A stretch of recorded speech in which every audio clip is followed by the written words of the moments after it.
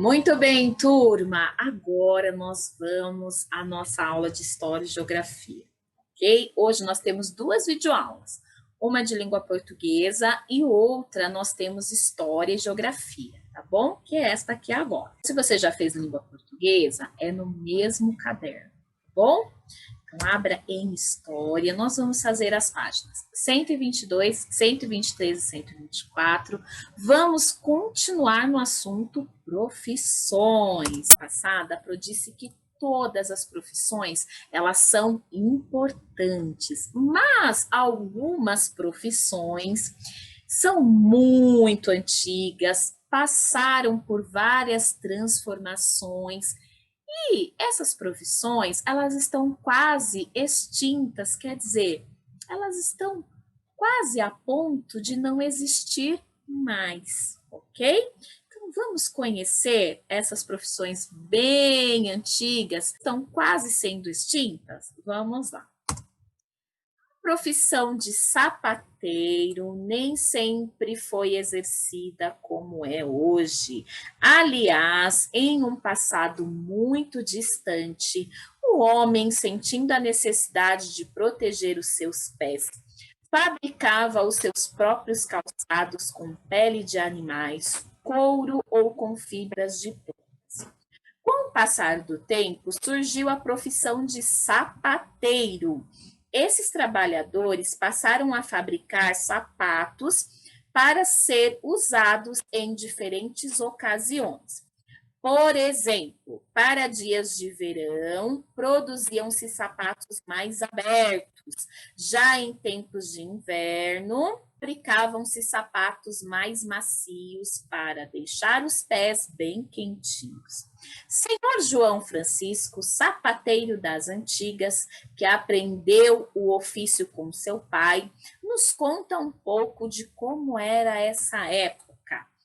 Antigamente, quando comecei a trabalhar na sapataria da minha família, nós que produzíamos os sapatos e eles ficavam iguaizinhos à forma do pé do freguês. O acabamento tinha que ser bem feito, tínhamos que caprichar na cor e no solado. Geralmente os clientes ficavam bem satisfeitos. Fazíamos tudo manualmente, inclusive o trabalho com couro. Nosso trabalho era considerado uma arte. E o que mudou? Como essa profissão é exercida atualmente?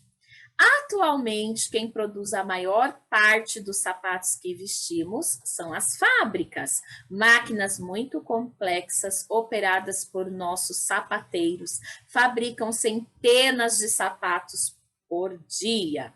No entanto, mesmo com as máquinas, essa atividade ainda exige dos profissionais atenção, agilidade e muito capricho.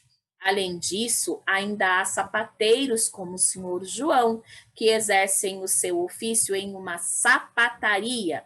Porém, em vez de fabricar sapatos, agora eles restauram os calçados com defeitos e cuidam de diversos outros acessórios utilizados pelas pessoas, como bolsas, carteiras e cintos. E agora nós vamos assistir um vídeo para conhecer alguns desses sapateiros à moda antiga. Vamos ver?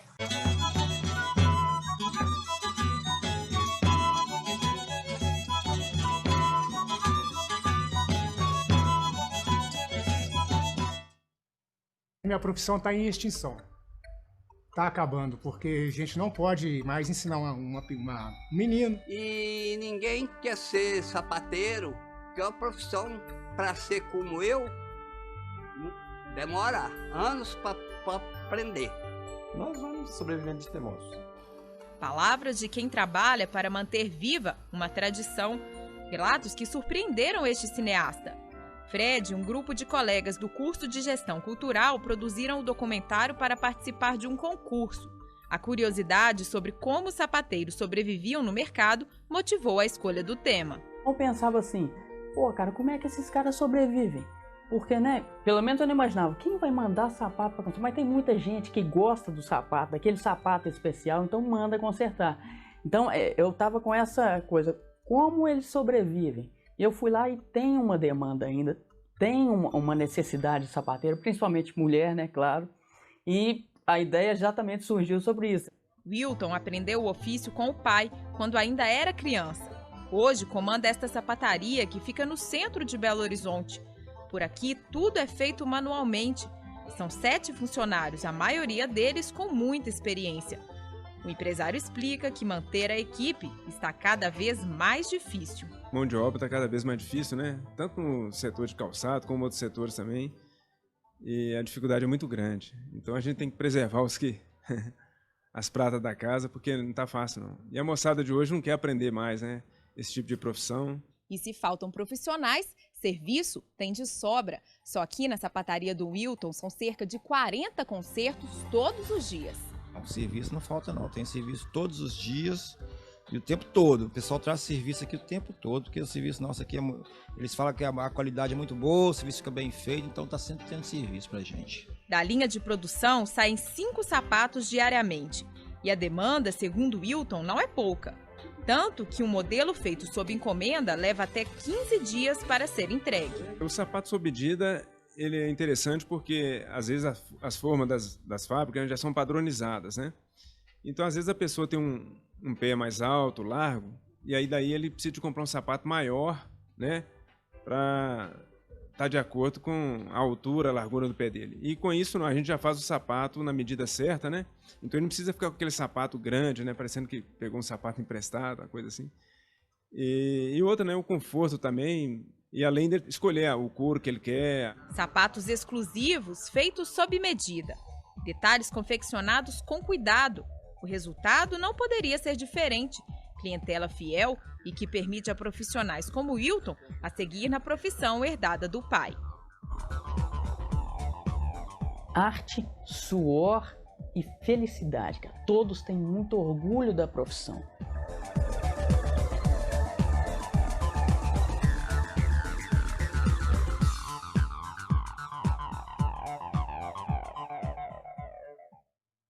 Viram só? Apesar de ser uma profissão muito antiga e de existirem poucas pessoas que ainda trabalham em uma sapataria, ainda tem trabalho para todos. Tem trabalho para os sapateiros que trabalham nas fábricas e tem trabalho para os sapateiros que trabalham nas sapatarias tradicionais, certo?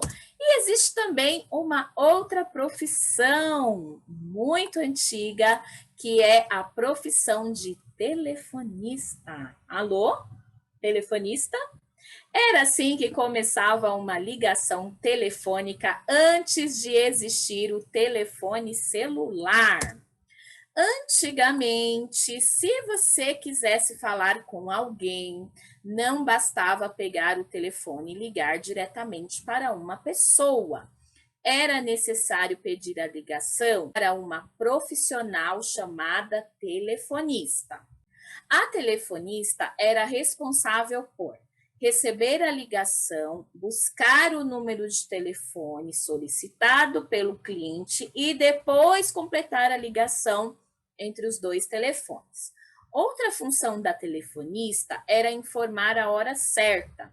Naquela época, nem todas as pessoas tinham relógios para saber as horas durante o dia. Então, era possível ligar para a telefonista e solicitar a informação.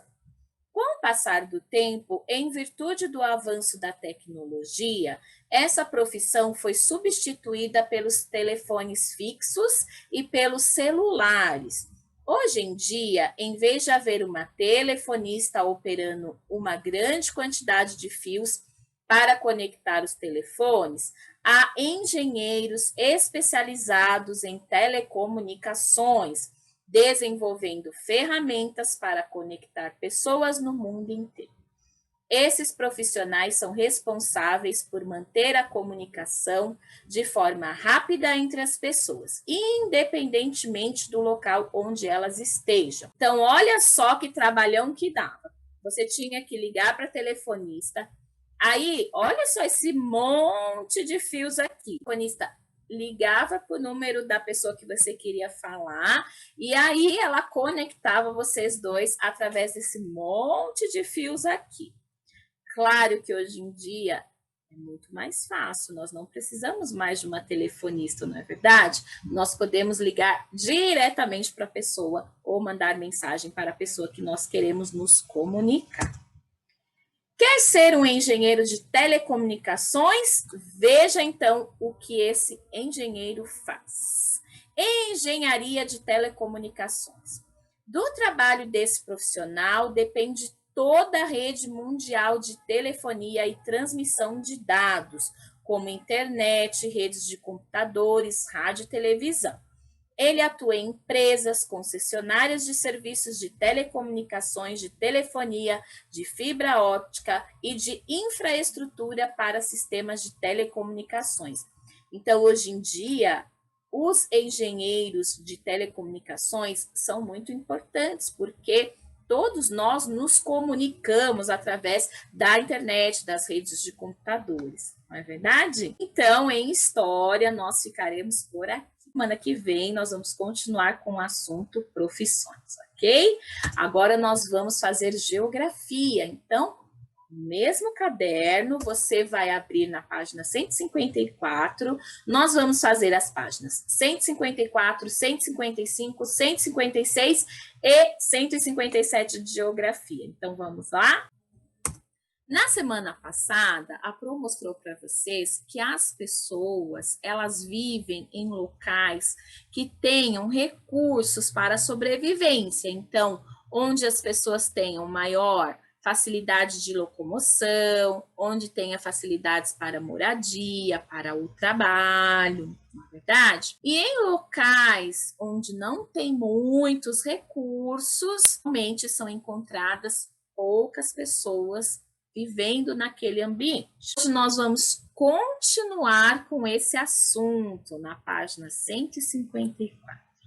Desse modo, os grupos humanos vão transformando a paisagem original e criando por meio das plantações. Desde a evolução dos seres humanos, as pessoas, elas utilizam elementos da natureza para criar objetos e utensílios para sua sobrevivência. Então, foram transformando aquela paisagem que era uma paisagem de floresta em uma paisagem rural ou de campo. Mas é preciso vender os alimentos, transformar a madeira e os minérios em móveis e outros utensílios, criar máquinas e equipamentos que possam ser utilizados por mais pessoas. E nasce a paisagem urbana ou cidade. Então, vejam aqui, a primeira paisagem é uma floresta. Então, o homem foi transformando essa floresta em uma paisagem de campo, uma paisagem rural, onde tem plantações, criação de animais. Então, continuou essa transformação pela necessidade do homem criar máquinas, equipamentos, para serem utilizados por uma maior quantidade de pessoas. Então, nasce as cidades, as paisagens urbanas. Com esse processo, a paisagem natural transformada pelo trabalho vai sendo alterada e se transforma numa paisagem humanizada. Campo, espaço rural. O modo de vida no campo é bem diferente do modo de vida da cidade.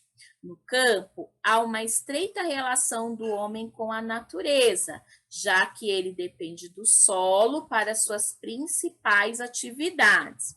Então, as pessoas que vivem no campo, nas áreas rurais, elas têm um estilo de vida e um trabalho totalmente diferente das pessoas que vivem na cidade, porque o trabalho das pessoas do campo está ligado à agricultura. O que é agricultura?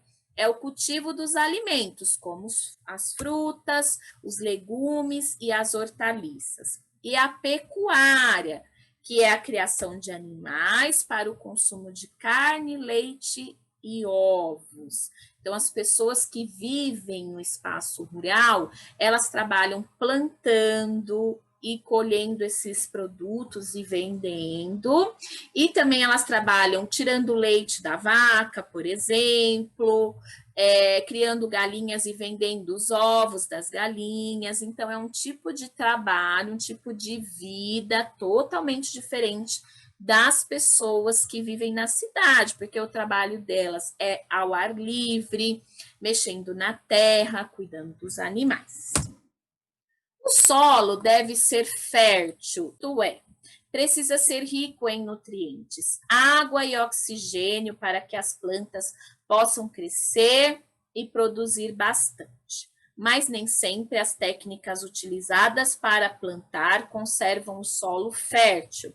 Veja a seguir os principais fatores que o destroem. Então, para que as pessoas que moram no campo e trabalham com plantações possam produzir, elas precisam de uma terra boa, de uma terra fértil.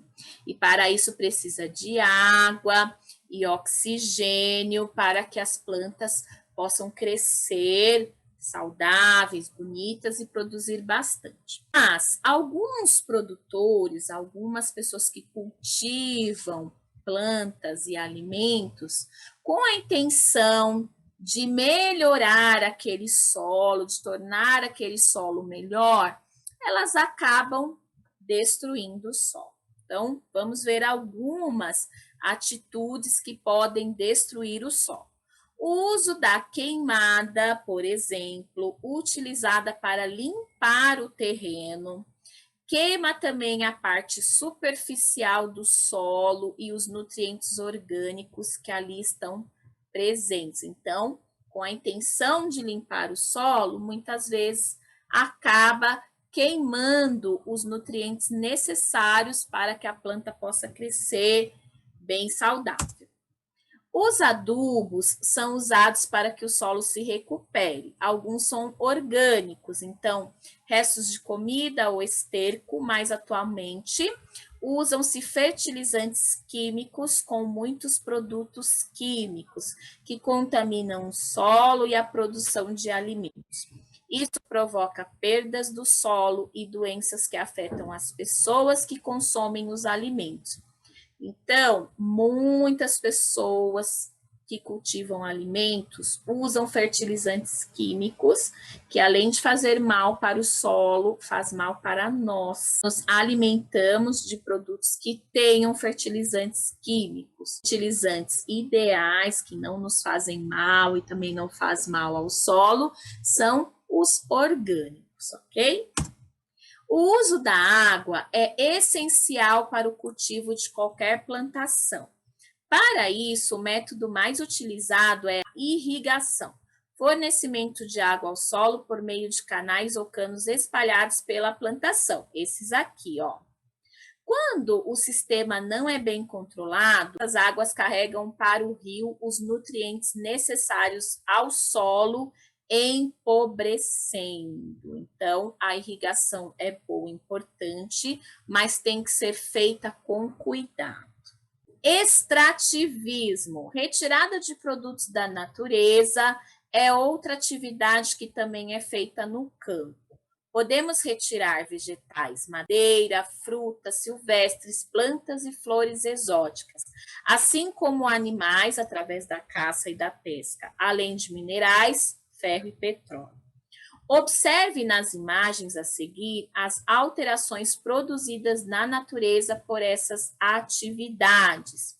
Grandes áreas são desmatadas por madeireiras, comprometendo a reprodução da floresta, modificando o regime de chuvas e diminuindo o volume das águas dos rios. Então, olha só esse pedação de floresta que não existe mais. E para nascer essas árvores aqui novamente, demoram muitos e muitos anos.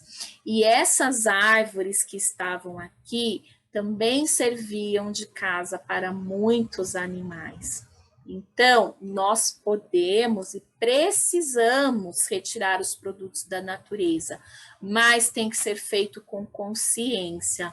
E nós que compramos os produtos também temos que ter essa consciência ao comprar. A maioria dos produtos que nós usamos são retirados da natureza. Exemplo, o papel.